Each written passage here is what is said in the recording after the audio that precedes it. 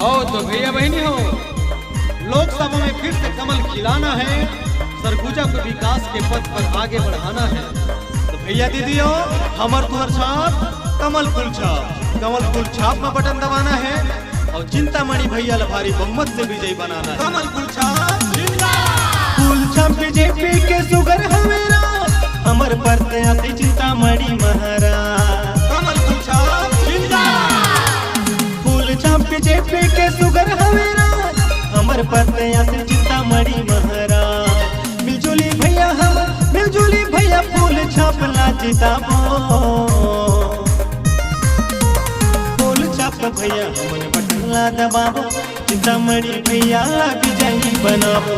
फूल छाप भैया हमन बटन ला दबाबो, चिंतामणि भैया विजयी बनाबो। हो तो भैया बहनी हो, जय हो विजय हो, सरगुजा भाग्य में हो। फिर अब की बार भाजपा सरकार, मोदी सरकार। तो भैया बहनी हो, झन भुलई हो, ककरो बहकावा में झनई हो। और अब की बार फिर से भारी बहुमत से फूल छाप में बटन लगई हो और चिंतामणि बड़े भैया ला भारी बहुमत से विजय बनी हो, भारी बहुमत से विजय बनी हो।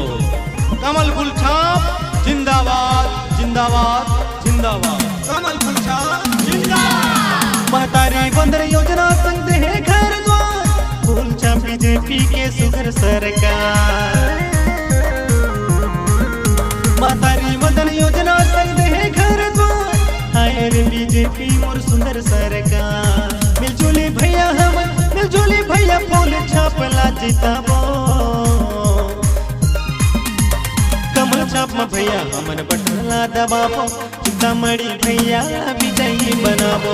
फूल छाप भैया हमन बटन ला दबाबो, चिंतामणि भैया विजयी बनाबो।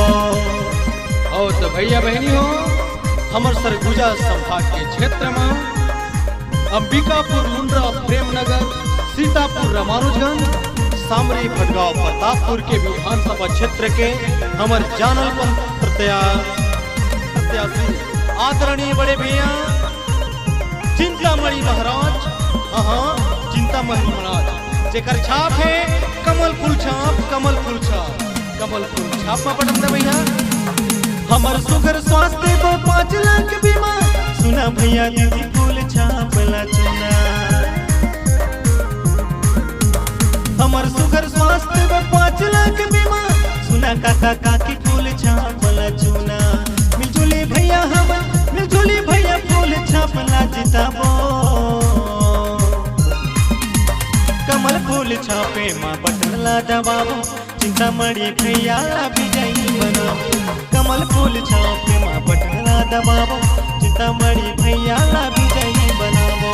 फूल छाप बीजेपी के सुगर हमेरा हमर परतयाती चिंतामणि महाराज। मिलजुली भैया फूल छाप ला जिताबो।